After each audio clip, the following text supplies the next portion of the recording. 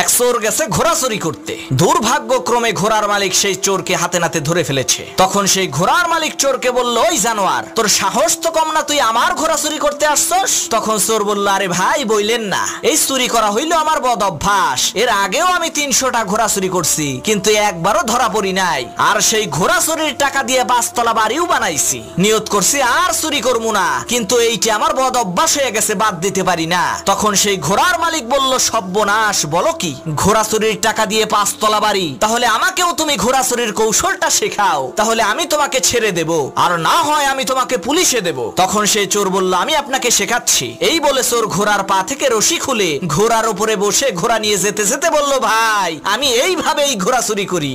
এই কথা বলতে বলতে চোর সেই ঘোড়া নিয়ে উধাও। ঘোড়ার মালিকের ততক্ষণে বুঝতে আর বাকি রইল না যে চোর তাকে বোকা বানিয়ে ঘোড়া নিয়ে পালিয়েছে।